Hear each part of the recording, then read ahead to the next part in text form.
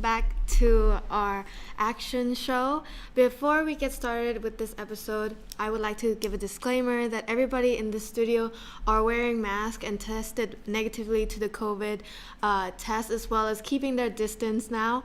I'm the only one not wearing a mask, but don't worry about it because everybody is far away from me and I'm all alone. Before we get started with the show, my name is Victoria. I am the host for today's episode, which is a live show, EP 15. And also make sure if you want to see our other videos to keep subscribed to our channel. Also give this video a thumbs up if you enjoy it. We also made some new social media platforms, which is called the S Agency on Facebook and on Instagram. So be sure to please give us a like and show some love on those new platforms as well. Today our guest is a foreigner who lives in Thailand now, and his following actually on Facebook is over 300k followers. He's an English teacher and he posts clips on his YouTube, Facebook, and TikTok. He's also the owner of the Facebook page Eat Guava or Eat Falang. And now he's waiting to see us. Let's meet with Mr. Kellen James. Hey. ครับทุกคน Welcome, Kellen. Can you please introduce yourself for us, please? Sure. Well, I think you just introduced me very well already, so thank you. But my name is Kellen. I am an American who has been living in Thailand for, I've lost count. But yeah, I make social media content to help people learn English, just like you said. And why did you name your Facebook page Eat Guava, by the way? Yeah, so I will admit that actually I am retired. Oh, So I see. yeah, so that's called Kin Falang, which I made it like five years ago. And at the time I thought it was funny, you know, it has two meanings, eat guava and whatever. So yeah, it was funny at the time. But now I'm a bit older, so I'm transitioning all of my social media channels to just be Crew Kellen. Crew Kellen. Wow, more Yeah. professional. A little bit more professional, you know. So when I turned 30, I was like, yeah, maybe I should be a little bit more professional than Kin Falang. But yeah, some people still think it's very funny, so good Yeah, for I them. mean, our team loves it. Yeah, Okay, yeah, I know so- a lot of people like it, but I don't really think it's that funny anymore. So I decided to retire it, and in the next few days, my Facebook page will have a new name. So Which is Crew Kellen. Wait, is Crew it Kellen, Kellen that's right. James or just Kellen? the Facebook name will just be Crew Kellen in Thai, and then Crew Kellen in English. No James. Oh, I see. Okay. So let's know a little bit about your background for how you became an English teacher in Thailand. So the first question we have for you is, how many countries did you visit? And when Oh, did you start geez. traveling? Yeah. How many countries have I visited? I don't know the exact answer. It's somewhere around 35. Somewhere between 35. Yeah, somewhere between 35 and 40. I started really traveling when I was in university. I did a study abroad program in Manchester, England for one semester, and when I was there, I had the opportunity to travel all over, right? Because the way they do it in England is that they have very, very long breaks. I think I had one break that was 4 weeks and another break that was Whoa. 3 weeks, something like that.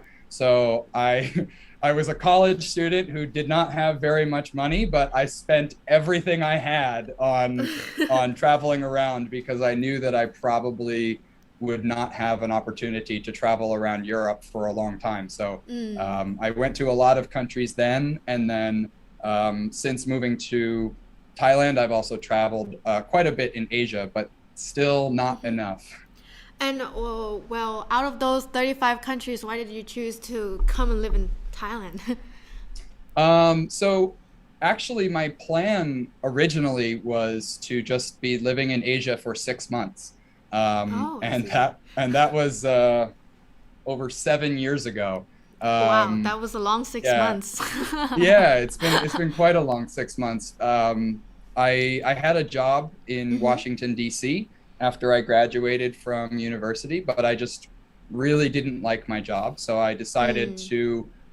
I decided that I wanted to travel. But again, like I said, a college Yeah. kid who just got out of school, I didn't have very much money. So I needed to get a job while traveling. Mm. So I looked into teaching English, and my decision came down to Thailand, South Korea, or Japan. Ooh. And I ended up choosing Thailand because Thailand does not have snow. So Oh yes. yeah, so Summer all year it was round. a list. Yeah, it was a list of three countries, and yeah, Thailand does not have snow. And again, I thought I would be here for 6 months and then go back to the United States, but Mm. things changed, and that's not what happened. Well, since you stayed so long, what made you stay? Um. Well, actually, after my first 6 months in Thailand, I moved to China, and I lived Oh, I in see. Shanghai, China for about a year and a half. Mm. So yeah, so my plan wasn't, I came to Thailand, and then all of a sudden my friend Mhm. emailed me one day and said, "Hey, Kellen, are you interested in a job at an international school in Mm. Shanghai?" So I said, "Okay, sure." So I did that. And then as I was in China, I just realized that where I wanted to be was Thailand. So um, about half China, I Mhm. decided that I was going to move back to Thailand. And that's actually when I started to learn Thai. So I started in Shanghai, China. Oh, so okay. So you managed to Yeah. find a school in China that teaches you Thai. So actually, I learned online by myself for Mm. the first few months. I taught myself how to read and stuff, which is an extremely important thing. So that's a very big negative about living on this side of the world. But in terms of just like where I like to live, I like living here more than living in the US. Oh, I see. And what are the differences in your lifestyle when you were living in Thailand and in the US? Um, there's so many differences, really. It's kind of hard for me to say exactly what the differences is if I'm trying to compare like apples to apples, because like I said, um, I graduated university, and then pretty quickly I moved to Asia. So pretty much all of my post education Mm-hmm. life has been in Asia. So in terms of like what the differences are in the working world, I don't really know, but I would say the biggest difference just between Thailand and where I'm from would be seasons, like you said. So Yeah. I'm from the Boston area in Massachusetts, Mm-hmm. and winter is not my favorite season. Let's put it that way. You're And just I running don't away like from snow. skiing. Oh, you don't Yeah, like skiing too? exactly. I don't like skiing. I don't like snow.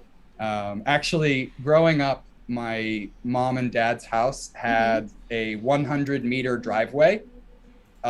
So that means that when it snows, Yeah. we have to clear the driveway so that Oh. we can like drive our cars out. So that was not a good experience. Let's put it that way. Yeah, it's quite annoying too. You normally do it in the morning, right? Before Of school or course. something. Uh, Of course. so, what is your current occupation now?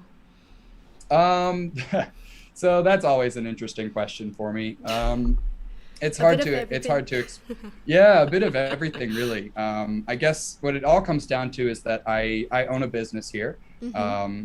in Thailand, and I do a few different things with that business. A lot of it is the social media stuff that people see online, Mm-hmm. and through that social media reach, I sell courses, I sell books, I have classes online for Mm-hmm. people to learn English. And then in addition to that, some people have seen that I do other types of projects from time to time. So what I actually do is kind of difficult to answer just directly, but yeah, a Mm. little bit of everything, like you said. But mainly focusing on languages. Am I right? Yeah, mainly focusing on languages. Mm. I'm in the beginning stages of growing something bigger that's not just about me. That's my dream is actually to grow a bigger company that is not just revolving around me. Yeah. If I'm being completely honest, I don't really like attention that much. I mean, a lot of people think that I love attention because I make videos and I get views and engagement. And it's not that I don't like attention, but it's also that I'm not like someone who craves attention. I've never been the type of person to care about my follower count or like how many likes on a post. What I care about for what I do, what I care about is helping people learn a life skill that they want to learn, English. That's actually what I care about. I care about helping people change their life. I don't care about the number of comments or the number of likes or anything like that. So anyway, yeah, my goal overall is to build a business here that's bigger than just myself.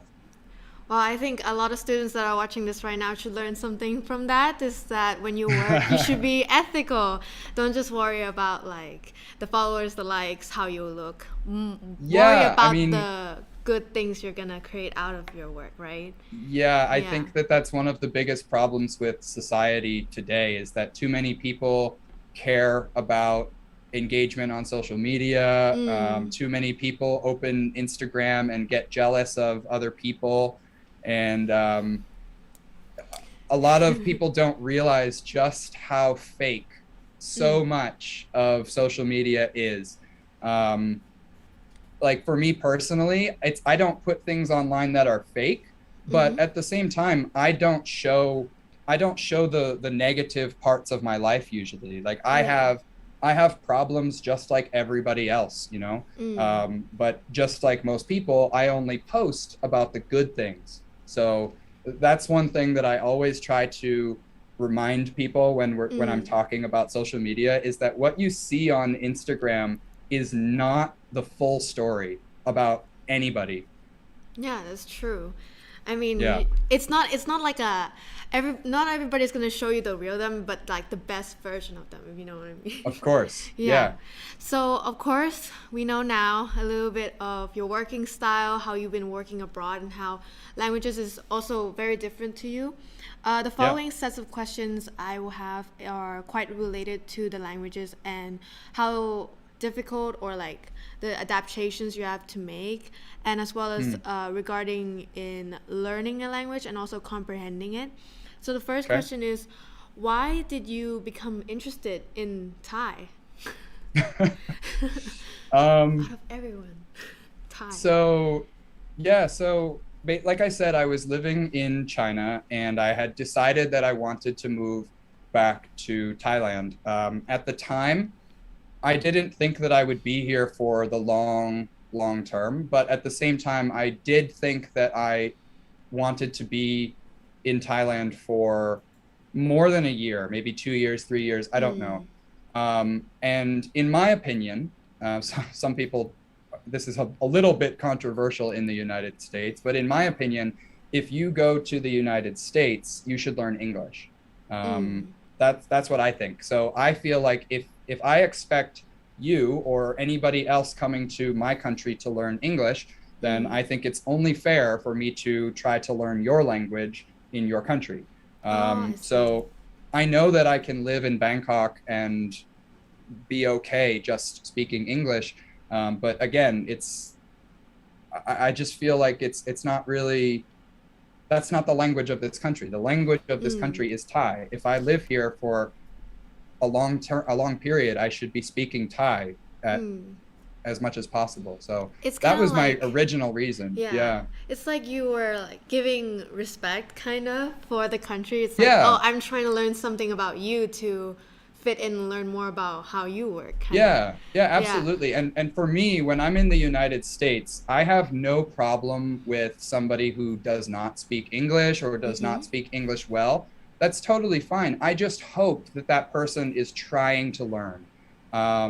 Because I know that some people can learn more quickly than others. I understand that everybody has different life circumstances, but in my opinion, in the United States, you should be at least trying to learn to speak English.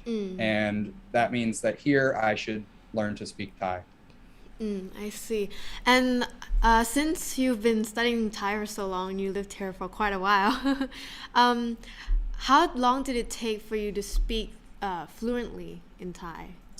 Well, I will admit that I don't feel like I speak fluently. Mm-hmm. I know a lot of people tell me that I speak fluently. A lot of people say that I put chat, and it's like, thank you, very much. But I have so much more to learn. Mm, This language is just like any language, really. It's very, very difficult to get to the level of a native speaker. So yeah.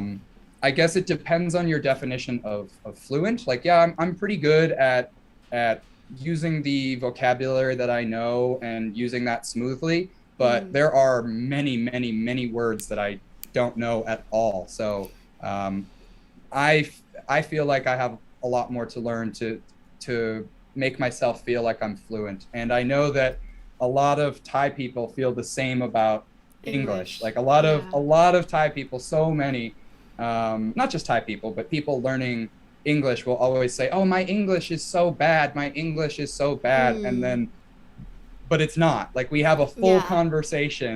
We have a full conversation in English, and they're like, "Oh, I'm sorry, my English is so bad." It's like, no, your English is not bad. We Yeah. just had a whole conversation. So, yeah, just Guess just it's like people just learning. yeah, Yeah, go sorry. ahead. I was just gonna say like maybe they're just shy because you know like in Thai society Yeah, that's people part of feel it. scared of talking with foreigners too.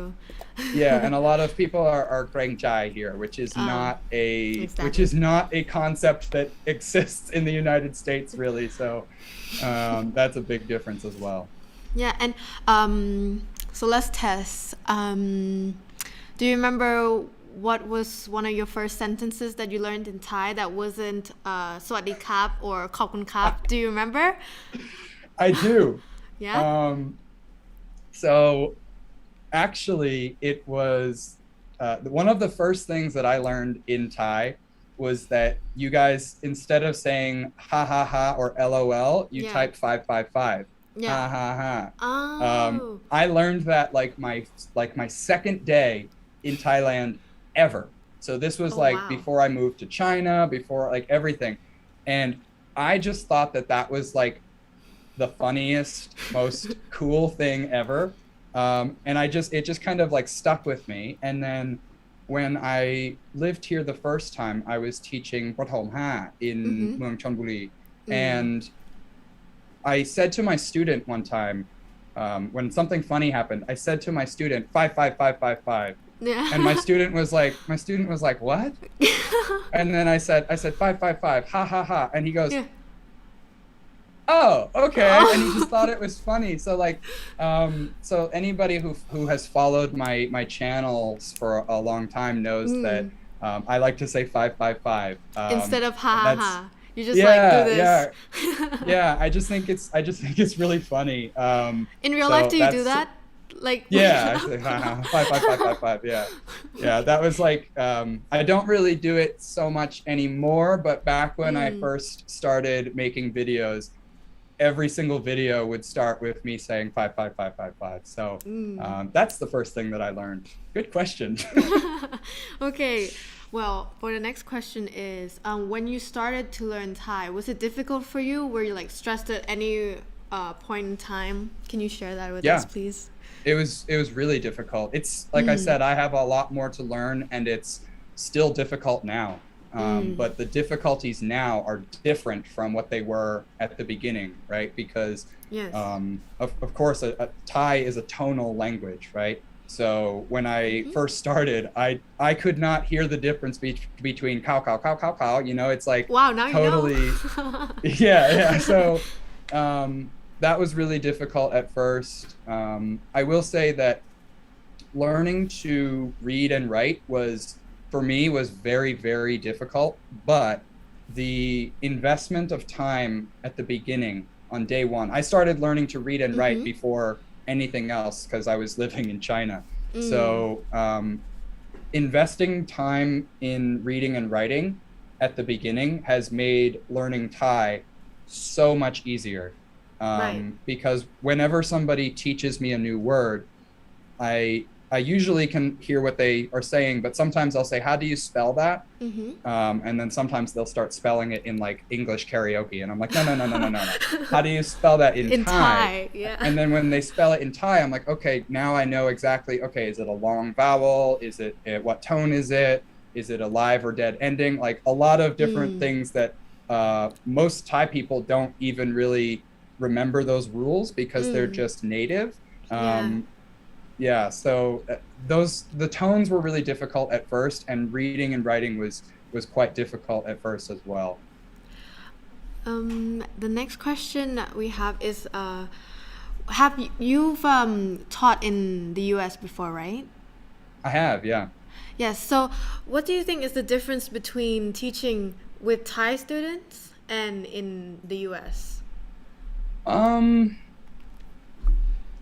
what are the differences? I don't really, I don't know. 'Cause, so I will say when I was teaching in the United States, Mm-hmm. my when I taught full time in the United States, I was not a teacher in for a whole classroom. I was a one-on-one aide. I was a one-on-one aide for a student who had special needs, Oh, and I see. his first language was Spanish because he actually was from Puerto Rico, Mm. and he had just moved to where I'm from or where I was working um, very recently. So he didn't speak very much English. So my job was to help him with his special needs as well as help him with the language difficulty.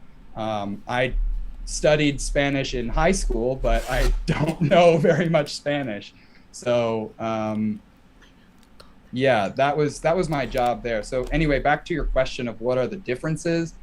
Um, I don't know. There's actually, in my opinion, there's actually a lot of similarities. I would say that one of the biggest differences for me is that, like, just being a foreign teacher in a Thai classroom is like a lot of the students are like, wow, like, oh my God, like a foreign teacher, or some of them are like Yeah. scared or whatever. Especially Prathom Ha, right? Or Mm-hmm. like maybe 1 or 2 years older than that. Yeah. That's the age when kids start to, like get an attitude, Yeah, they start right? having their own So personality. exactly, exactly. So some of those kids, their personality towards a foreign teacher here is to kind of like get shy. Others, Mm. their personality is to like be open and loud and whatever. But in the US, it's just normal, like it's not like I'm anything different in the US. I'm just a normal teacher there. So I guess the biggest difference is just the fact that here I'm I and other foreigners are just like something that's not normal. Mm, I see. And uh, since you taught a Spanish kid, that reminds me, we have a question also is that what languages do you speak besides English and Thai? None. None? Oh, how did you No, teach him? He's so well Spanish. that's it's the same. I mean, when I first moved to Thailand, I was teaching English and I did Yeah. not speak any Thai, so I was Oh, able to do that. But yeah, I I hablo see. español un poquito. Poquito. Because yeah, I mean, I when I was in high school, Mm-hmm. middle school and high school, it was a requirement to take 6 months of French and 6 months of Spanish, and then I had to decide what I wanted to take for the next 4 years, 5 years. Mm. So I chose Spanish because I don't know, most people chose Spanish, and after 5 years of studying Spanish, my Spanish is quite poor. 5 years. And for Yeah. Thai, after a year, right? Was it a year or Yeah, six? well, that's actually the biggest difference is that I didn't care about Spanish. Oh, I see. When I was in high school, I was a high school kid who didn't Yeah. really care about things that I didn't care about. I had my interests in certain things, and I thought to myself, I'm never going to speak Spanish. I'm never going to speak a second language. Like, why Mm. why do I care? I'm just going to do my homework, get the grades that actually I didn't do my homework very often. Get the grades, pass the class, okay, whatever.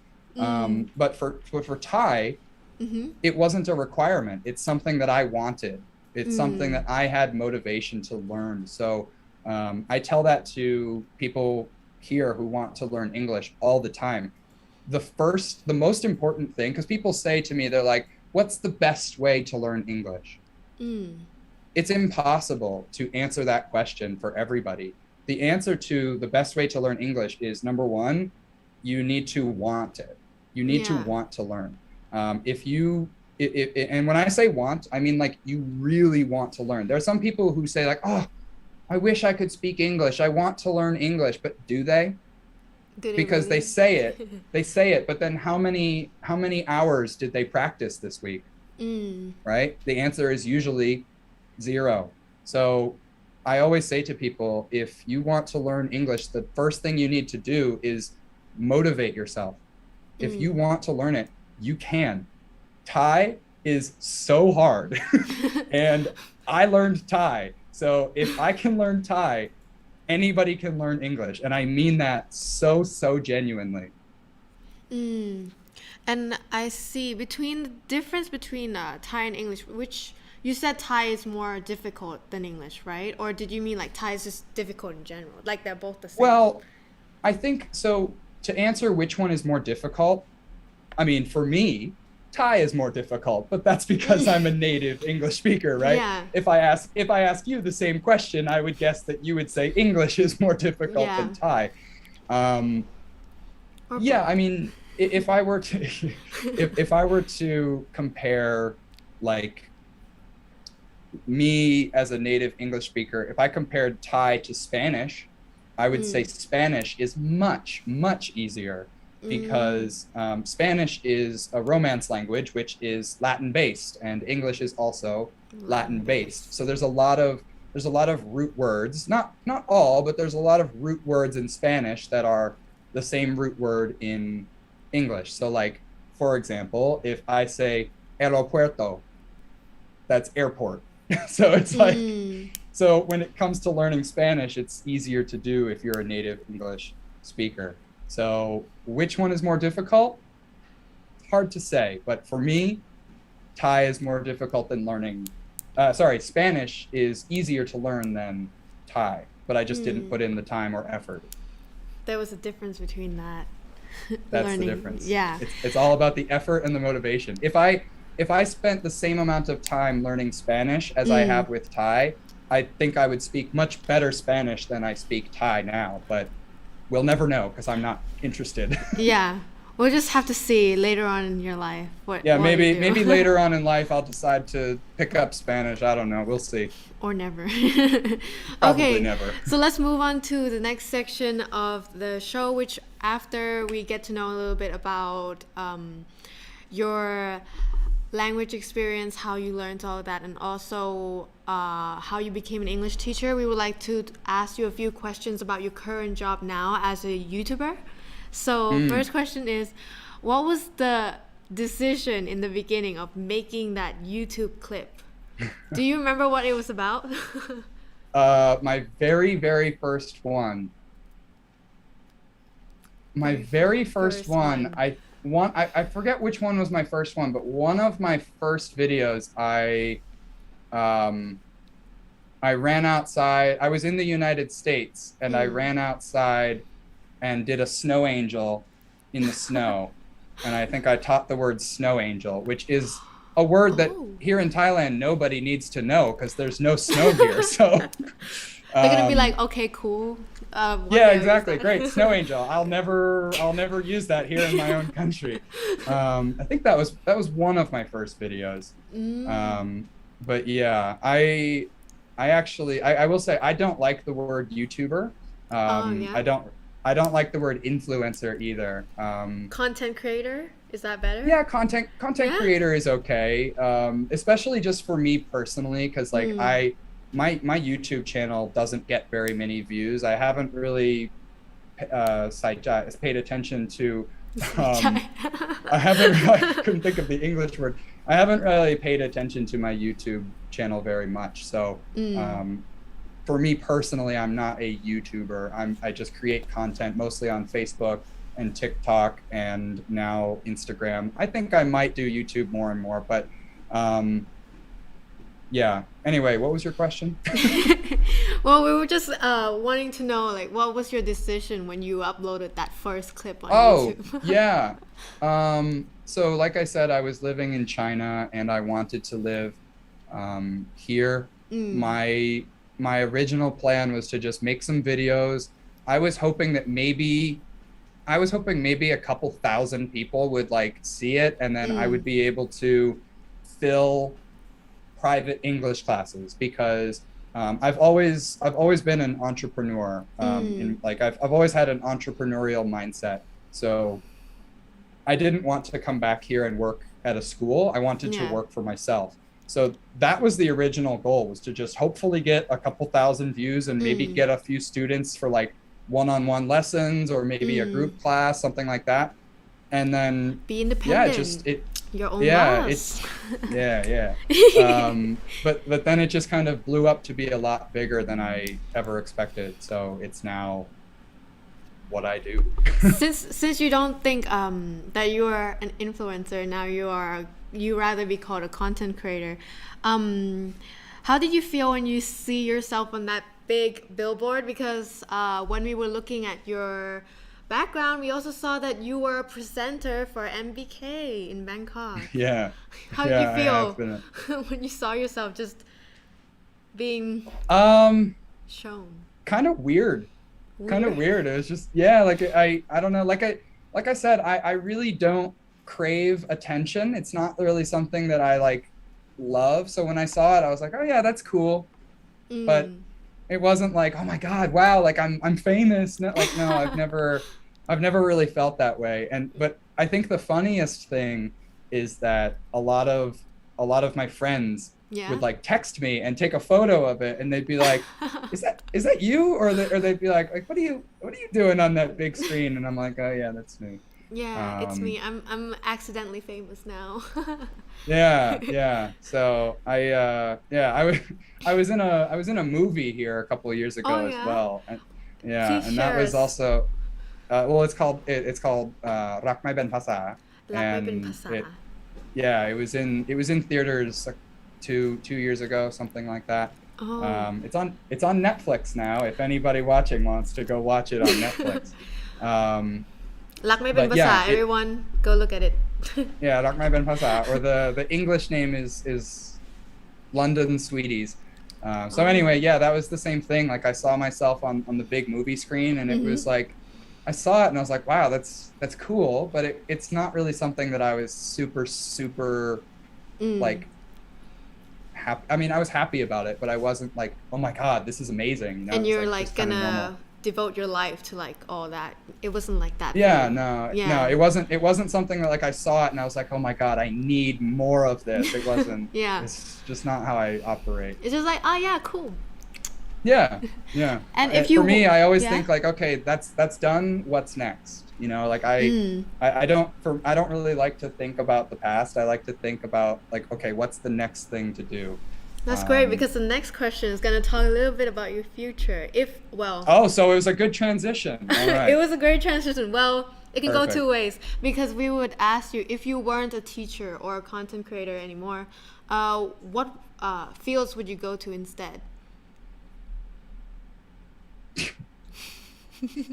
Um, I don't know. I do a lot of in what I do. I actually do more like digital marketing Mm. than like teaching. Like I know everybody knows me as a teacher, but a lot of what I do is revolving around digital marketing. So Wow, I've I gained a see. lot of skills in the digital marketing field for a bunch of different things that I need to do for my business. So I think that Mm. would be possibly one thing that I might do. And another thing, maybe a soccer coach. Soccer coach. Why have you Yeah, been playing soccer? yeah, I grew up playing soccer, and I, Oh, I I was see. actually before I moved here, Hmm. I had been a soccer coach for years and years, so I have a lot of experience coaching soccer. So Have you tried?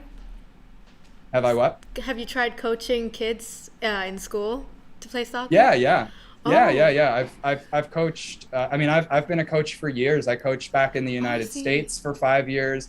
I coached in China. Actually, my job in China, I was a physical education teacher.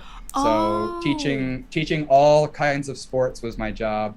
And then here in Bangkok, I used to work part-time for a soccer academy here in the city. But that was a few years ago. oh, I see. But right now, your main focus is like your business rather than going back to the Yeah. soccer. I see. No, yeah, yeah. So I mean, I love soccer. I love all sports actually. I love playing basketball as well. But yeah, the focus is on the business and growing that. If Mm, I am fortunate enough to kind of like grow my business to the point where I feel like I can take a step back and relax a little bit more, then maybe I'll do more things with sports in like volunteering or something. But oh, that's as sweet. of right now, I don't have time for that Yeah. because one thing about owning your own business is that unlike a full-time job, when you don't work, you're Mm-hmm. not helping your business grow. Like when you have a Oh, 9 to 5 job, after a lot of people, they leave the office and they just like turn off. They don't think about it. But mm, as someone who owns their own business, the more you work, the more it develops. So like a lot yeah. of times I'll find myself working like 12 hours a day or something like Whew. that, depending on what projects I have going on. So in some ways it's great, Mm. and in other ways it drives me crazy. Before you become independent, you're like, oh, I'm just gonna have my own business and make like passive income. But now you're working all the time just to make it Yeah, work.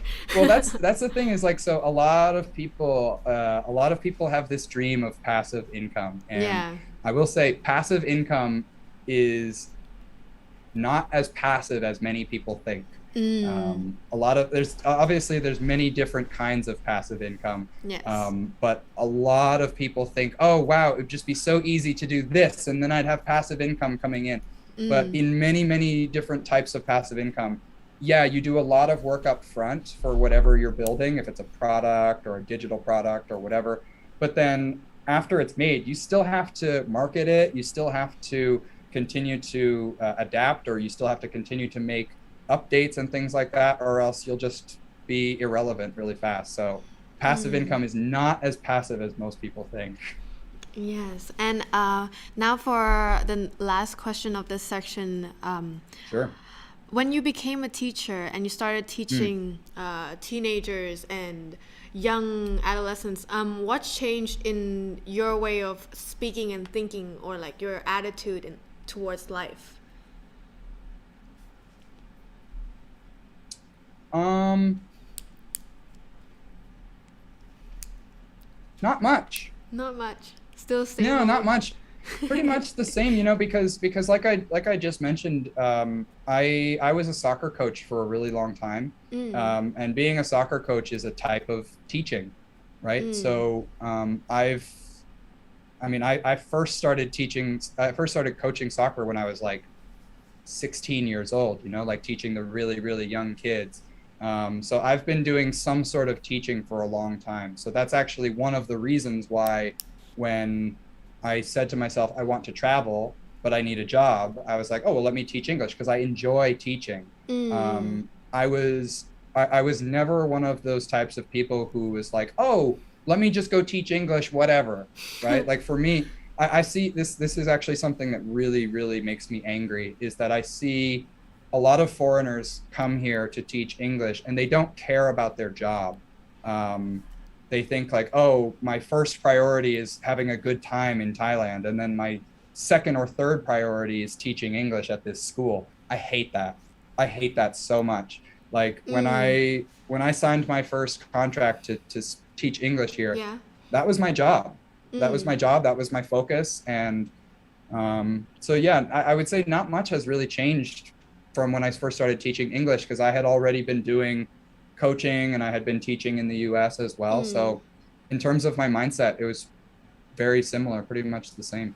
That's good because actually a lot of Thai kids already know that sometimes travelers that come to Thailand end up being teachers just because They're traveling and they Yeah. need the money. I, Yeah. I have no problem with somebody who does that, but Mm. as long as they take their job seriously. Seriously. Yeah. Like I can tell you a quick story. When I got my first job in Chonburi, like I said, Mm-hmm.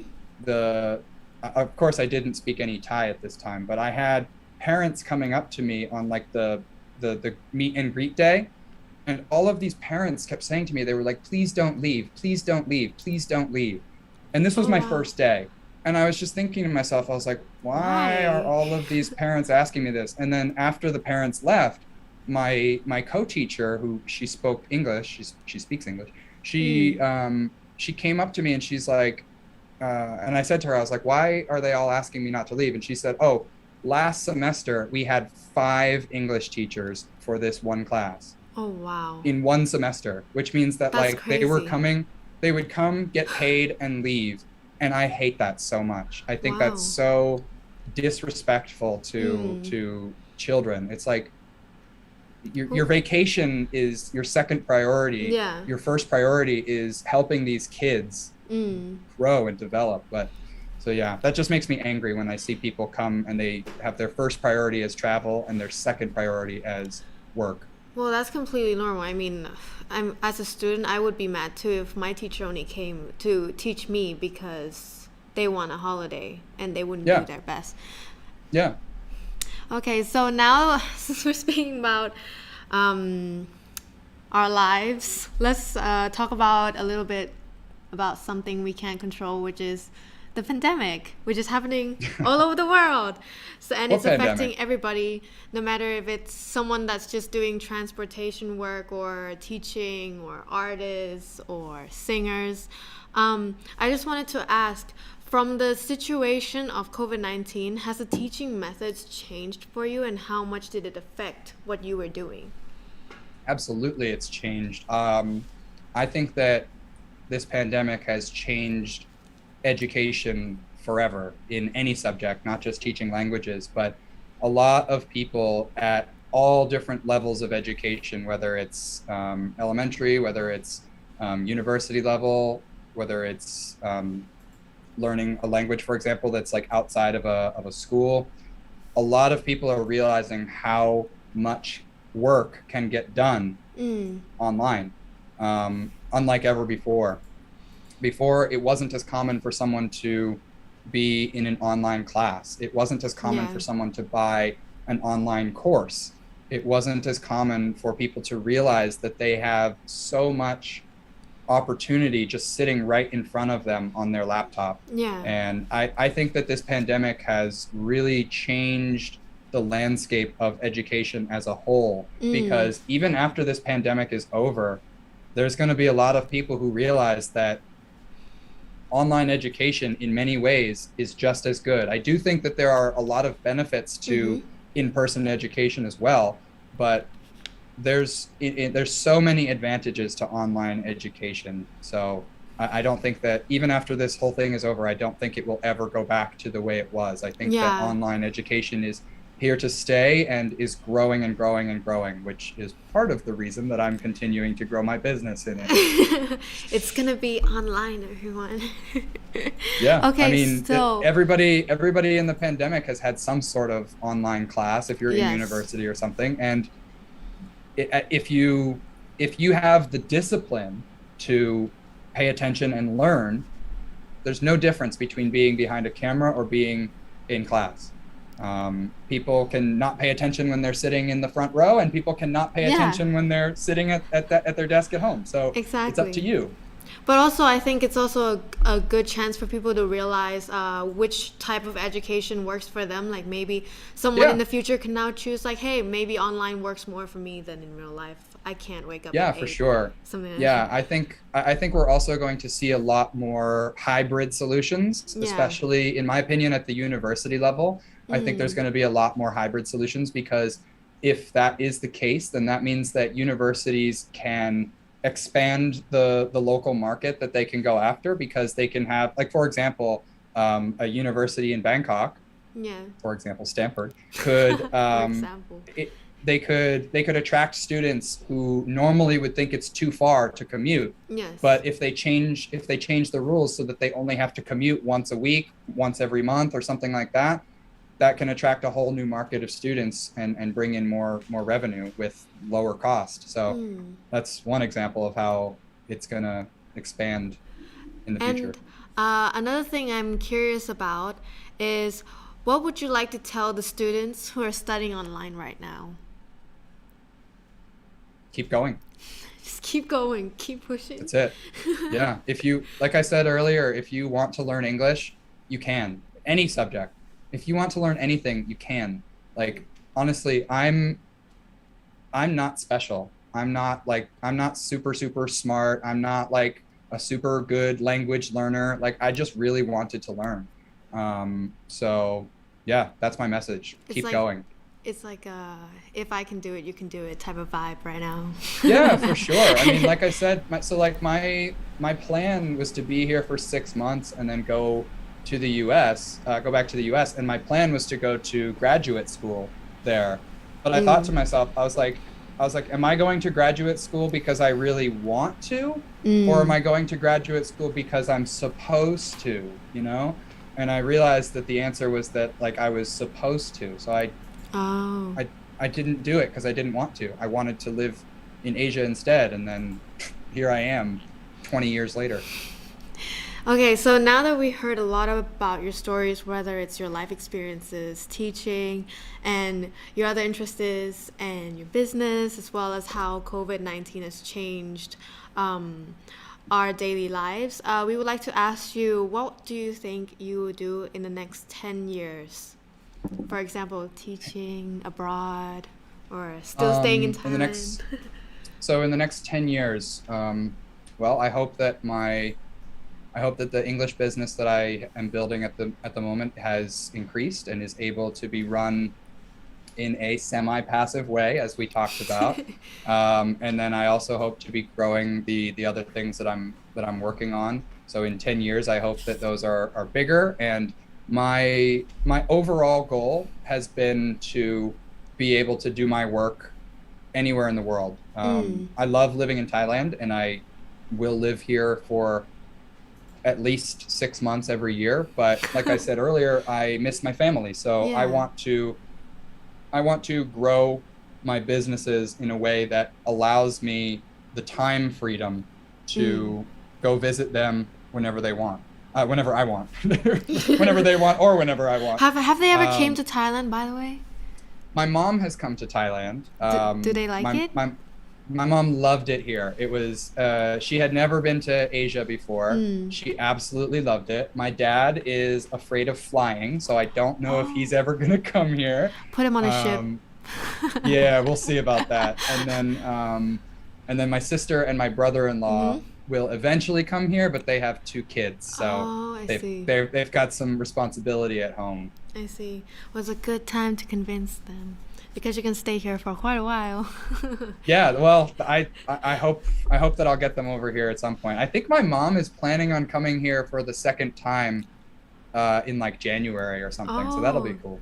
Do they always visit like these times, like in the holidays? Have they experienced the like rainy season? No, I would never bring my family here for rainy season, because if they're gonna come, I just want to show them the best of the best, you know. Don't show them the bad side, or else they'll convince you to come back to Boston. Yeah, exactly. Okay, let's move on to the next section so our viewers won't get bored of us just talking. This is our study section. We will talk about different idioms, slangs, and phrases. We have a couple here. We would like to test Kun Kellen's Thai. So I'll let the team put up some idioms, the Thai ones. Okay, so can you read the first one? I don't have the same screen that you're looking at, but you're talking about chakna, right? Yes, that one. Chakna mai thung lang. Chakna mai thung lang. And that, do you have like an idea of what it means, or? So I've heard this one before. I've heard this one before, and it just basically is like, you you aren't making enough money to support what you're spending. So like you're in the red. There's another In idiom. the You're in red. the red. Yeah, you're in the red. So, Um, same meaning, different languages. You guys take notes. In the red, ชักหน้าไม่ถึงหลัง yeah, yeah. So that one I'm a little bit familiar with, but I will admit my Thai idiom knowledge is not very good. Okay, well then I will read the next one for you, which is จับเสือมือเปล่า and I will just say what it means, which is like someone who wants the benefit without actually investing in the issue itself. So Okay, yeah. but why does it mean that? จับเสือมือเปล่า. Why does it, like, what is the connection? Like when you touch a tiger, what do you think will happen? Uh, it'll bite you. Well, also that, but then like people will think like, oh, you're so brave, you're so cool, like you can touch it without using your hand. But then like to actually train a tiger and to actually like, you know, be able to touch it with your bare hands, you're gonna have to obviously commit with it to be your friend. Oh, I see. I Okay, think that's yeah, how I get it. is. No, that makes even It makes even if sense. that's not how it is, that makes sense. So that's the only thing that matters. Yeah. Okay, got it. Okay. The next one is ฆ่าควายอย่าเสียดายพริก and what do you think that means? If you kill a buffalo, don't feel bad about the About the chilies? like the chili. Is that what it is? Like the chili? Yeah. If you kill a buffalo, don't feel bad about the chili.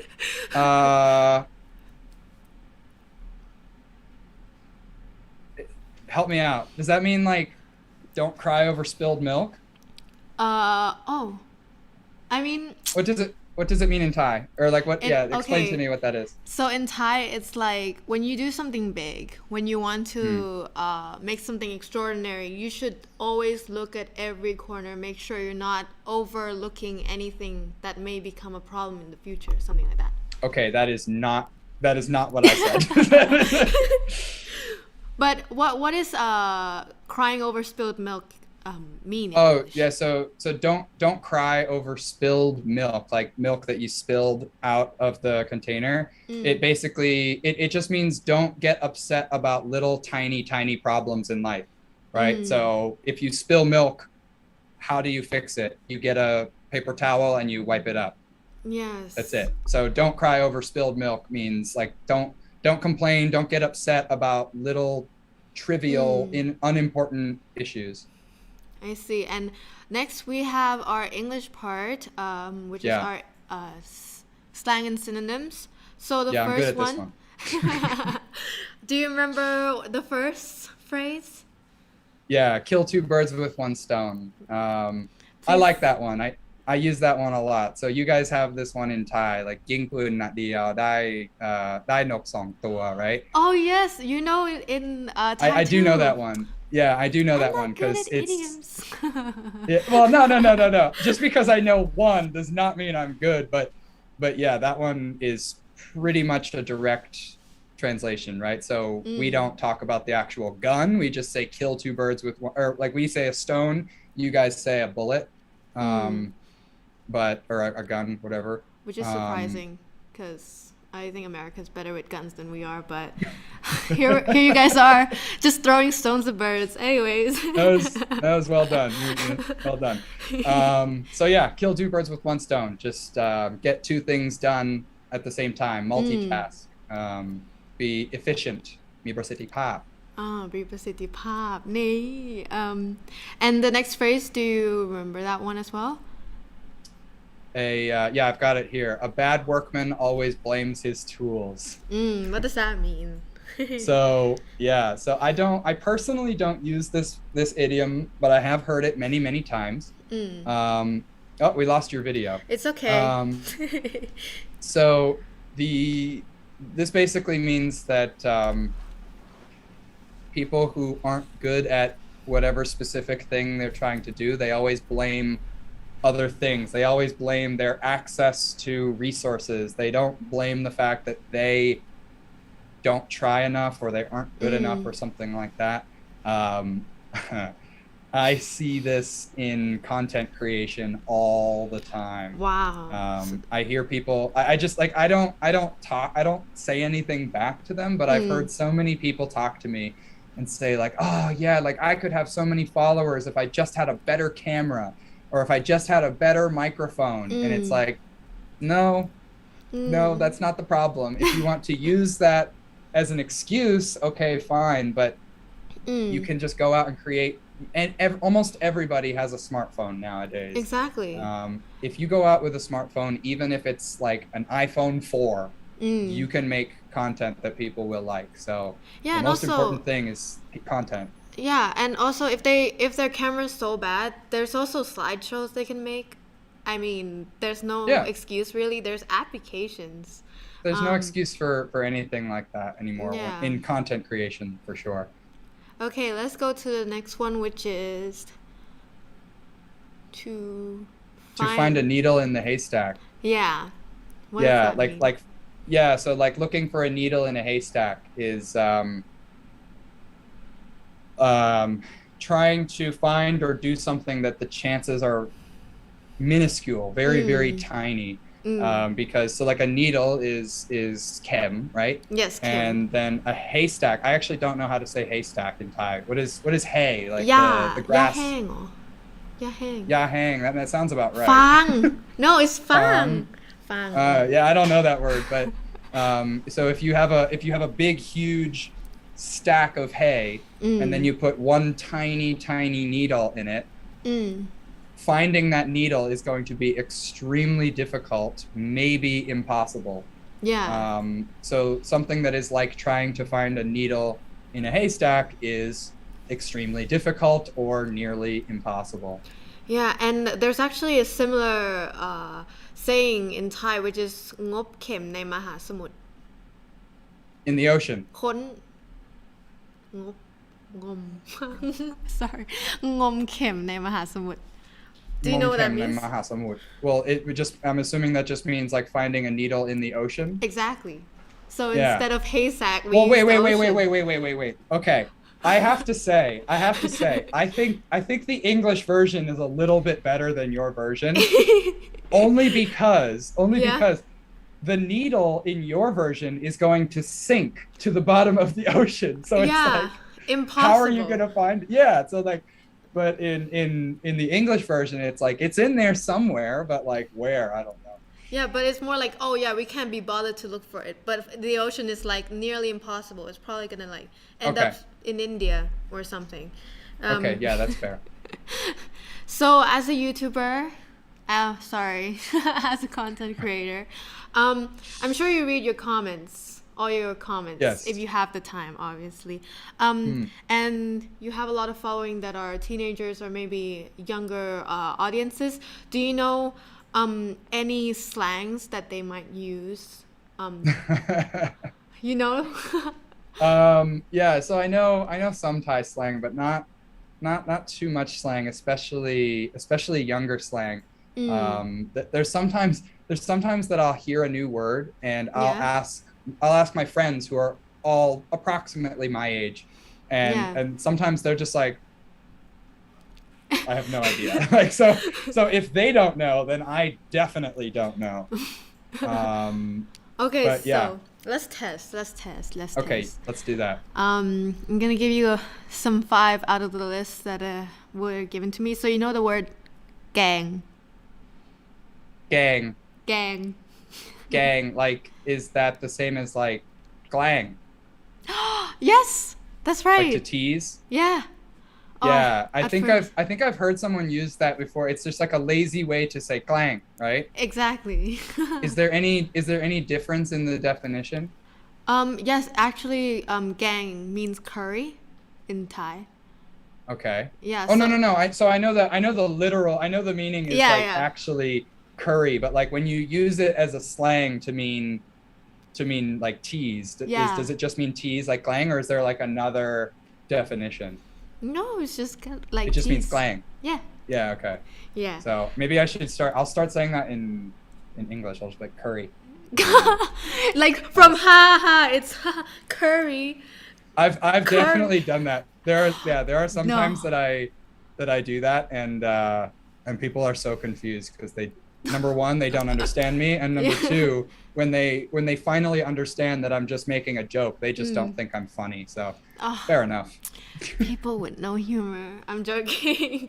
Just different humor, I guess. Yeah.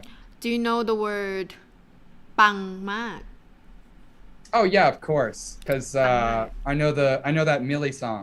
Yeah, the Millie song. Bang, bang, bang, bang, bang, bang, so bang, bang. That's the only words I know, but yeah.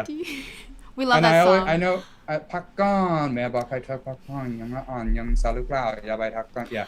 We love her. So Millie, if bang, you're watching bang, or this, bang, mak. Hi, Millie. please collab. I'm joking. Hi Millie, please click subscribe, comment. Share this, please. Yeah. You're so famous. So on that. yeah, bang just means like super cool, awesome, great, you know, like Extraordinary. Never the same. สุดยอด. Yeah. Yeah. And do like, you know no, go ahead. the word ลำไย I know that's a fruit.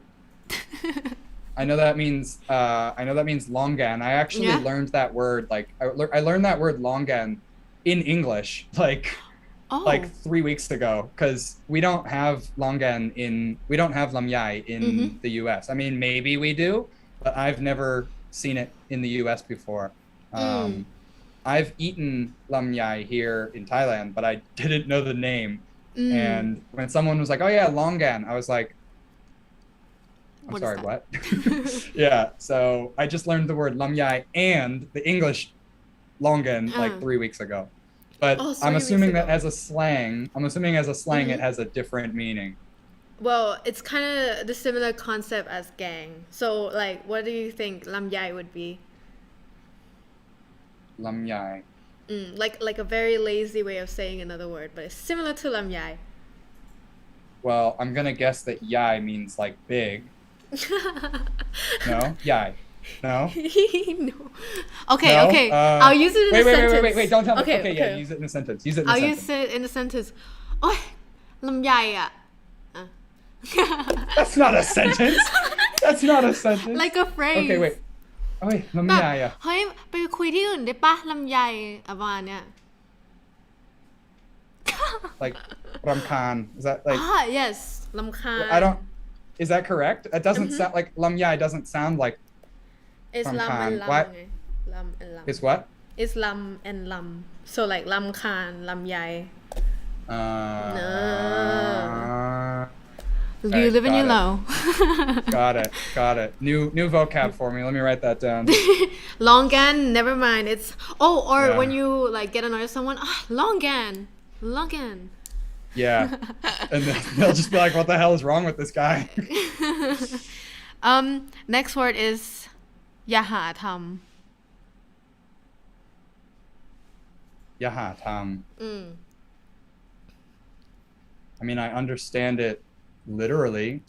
What does it mean? Yaha tam. Like don't find something to do. Like don't go looking for something to do. Exactly, it means that. So Oh, so that's what it means. Like just like don't go looking for something to do.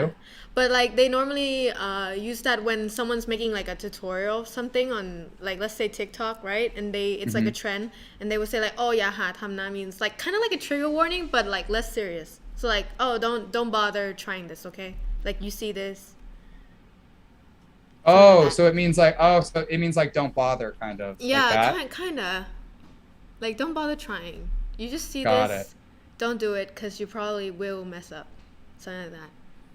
Okay, but it's not like a safety warning, is it? Like, do not try this at home. It's not like that, is it? It's kinda, but like Sort of? not serious. It's like what your friends would say, like, "Oh, don't do it," something like that. Okay, all right. Yeah, I think maybe I've heard that one before, but I just What is it? Yaha tam, right? Yaha tam. Yeah, I think I've heard that one. Do you know what is หิวแสง Yeah, Hugh Sang is all over. Hugh Sang is all like over. Yeah, it's like that one I just hear so many people, and like I also have I have a group of students who like text me questions and stuff, and I've had people ask me that many times. So Husang is like someone who wants attention, who like we actually we can actually แปลตรง in ภาษาอังกฤษ it's like hungry for the spotlight. Yeah. Yeah, so like somebody who's hungry for attention, wants to get famous, wants to like have everybody looking at them. You saying like we literally say hungry for the spotlight. And if anybody out there doesn't know, a spotlight is like that light that shines like directly at you, so the all attention is on you. And then so sometimes we would say hungry for the spotlight, but then also we sometimes in English just say hungry for attention. Hungry for attention. Just as a phrase. So yeah, like oh like she's just hungry for attention, like that. So yeah. Very similar in English, I see. And yeah. The last word out of this list I will give you is like Isan, so wasan.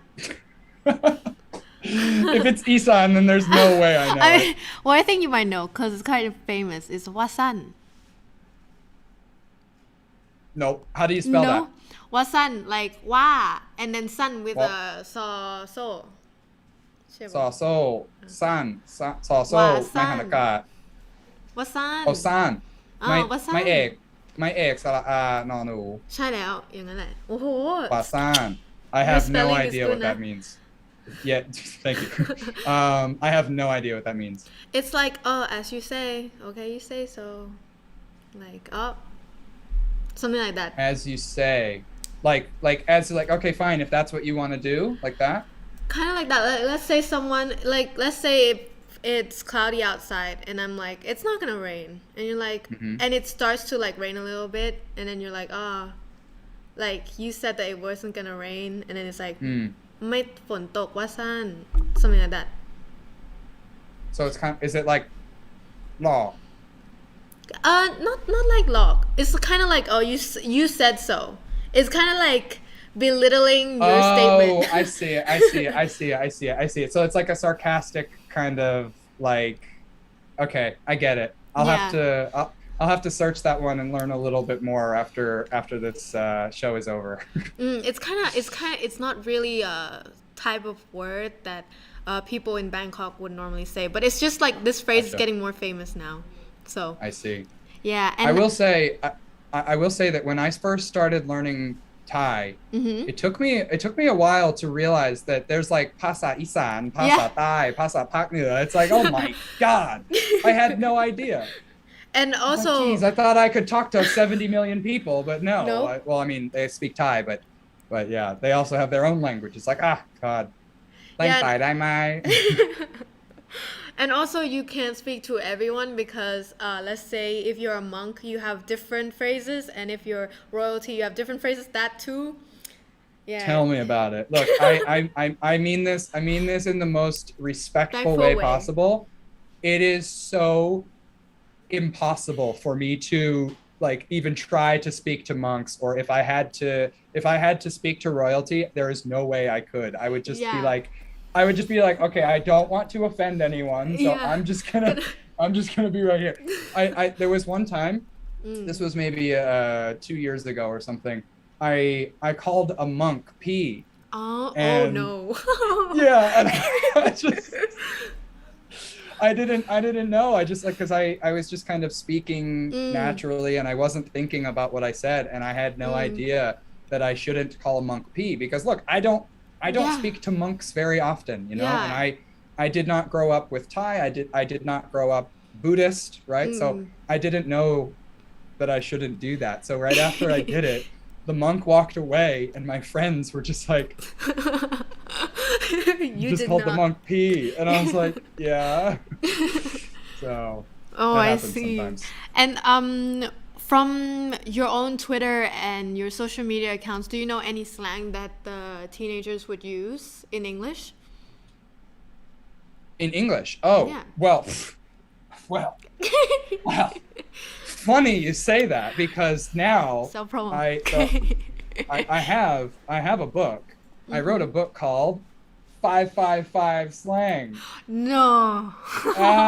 So it does say it does say ha ha ha slang, but I wrote it like that because it's 555 slang, just like we talked about. So okay, let me pick one. So I have a section in here Yeah. called what the hell did I name the section? Do I you have a called photo of you like doing the it 555? I probably Oh somewhere. no. Oh, probably. I don't know. This book has a lot of photos of me looking like an idiot. Like a meme, basically. Yeah, yeah.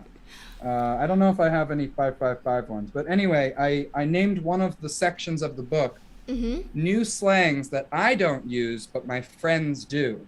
So, Sure. okay, this one of my friends uses this one all the time. It's hundo p. Hundo p. Hondo P. Hundo p. So that's What language is H. that? That's English. So No. HUNDO HUNDO. space Uh-huh. P. Hundo P. P. Yeah. I'm Hondo writing P. it out and I can't even understand that. Like, Like, hey, are you coming to my party tonight? Oh, Hundo P. oh my god. Any guess? What? You Are you coming to my party tonight? Oh yeah, Hundo P. Hondo P. I'll be there like at this time, insert time. I don't know. Besides, chill out, man. Hondo P. Hondo P. What does the crew think? Is the crew thinking right now? Like, Yeah, they're like, we're all thinking like, "Alay wa?" Here, wait. Let me. You just see the team; let's they see. look even more confused than me. Here, look. Hondo P. Okay, how about here's the page. How about now?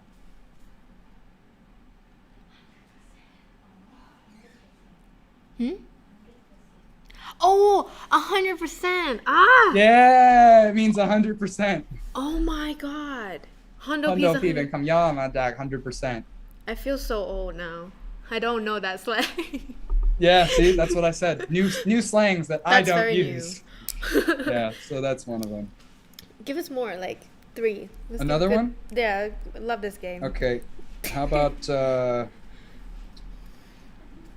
about the word bet? Bet, like, Bet. like, it's kind of like 100%, right? It's kind of like, yeah. Yeah. I bet with you means like agreed. So yeah, it's actually this is actually like a new slang that has evolved from an older slang. Oh. And the older slang was to say you bet, like you bet. Oh. But now it's not cool to say you bet anymore. It's only cool to say bet. So Bet. Like that so too? so like bet or you bet means like absolutely. And the reason it means, so like, are you coming to my party tonight? You bet means like absolutely. And the reason is because it basically means like if you put a bet, like panan, right? If you put a bet on me coming to the party, you would win that bet because I'm coming for sure. Right?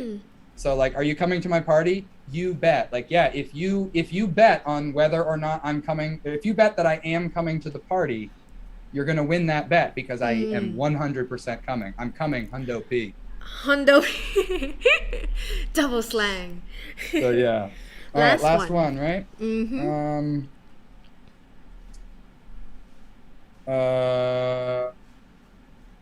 Okay, this one. All right, so this one, I think maybe you've heard this one. This one's pretty popular. It's tea. Tea. Like T-E-A, like cha. Ah, cha. Like tea, like gossip. Yeah. Gossip. Yeah. Yeah. Tea. So tea. Why tea? You know, there is a story behind it, and Is it like people just gossip during tea time? That's the only way I can think. that's very possible. I don't know the origin of that one, but yeah, that's the tea, or spill the tea. Yeah, yeah, it probably is from that. But spilling the tea is like spilling. Oh, because it's hot. No. So spill the tea means like tell me the gossip. So like we have another phrase that's kind of a little bit old now. People don't use it so much anymore, but to spill the beans. To spill Right. the beans means to accidentally reveal a secret or accidentally reveal some information that you're not supposed to say. So to spill something is to have it come out of your mouth like quickly. So there's also another phrase where I could say, like if we're talking and I want you to tell me something and you're like, I could say to you, spill it. Spill it. Spill it. Yeah. So if I point to you and I say spill it, that's me saying like,พูดสิ พูดออกมาบอกให้ Yeah, หมด พูดออกมา Yeah. Exactly. This is a threat. Exactly. I'm joking. Yeah. So let's go to our. We're just gonna end it here. Because we were going to do some Q&A, but then I talked for too long. Yes. No, we didn't want to waste your time. It's not that you talk too much. We didn't want to like waste your time, you know.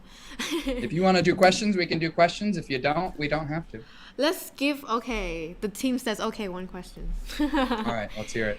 Okay, so the question is, let's see. Okay, maybe this is an interesting one because you've had quite a lot of experiences. Did you ever do you have like a weird encountering with students before that they would ask you quite like interesting questions that stuck to you?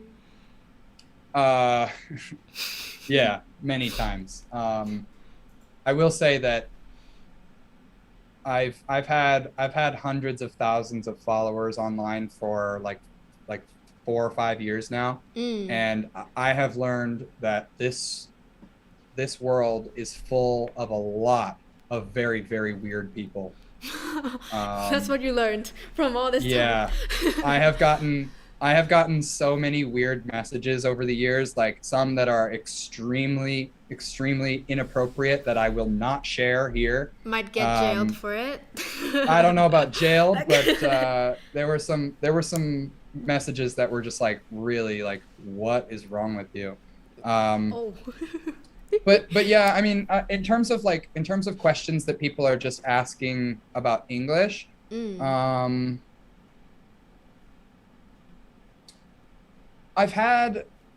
not gonna get into the details of it live on this show, but I've had people ask me about the N-word. I don't know if you're familiar with what that is, but yes. That's a word that if I try to explain it, like I will, because I'm trying to teach and educate, right? But it's also a word that is very offensive. It's extremely offensive, but then there's also a lot of details surrounding the history of the word and such. So it's like it's not the type of question that I can answer just with like, this is what it means. You know, it's like it's more detailed than that. There's more depth to it than that. Do you give like a whole lesson about the N-word then? No, I wouldn't do that. Would you rather let the person who can say it explain it instead rather than you, or like how would you approach that? I think when I've talked to people about it, I explain why it's so offensive, including the history of hundreds of years ago in the United States with slavery. And then I try to explain how it has evolved today, and the way that it has like different forms, and the way that a certain group of people a certain group of people can use it and another group of people can't use it. Like it's just kind of it's like yeah, it's a lot. So that's an interesting question that I've gotten multiple times over the years. So yeah.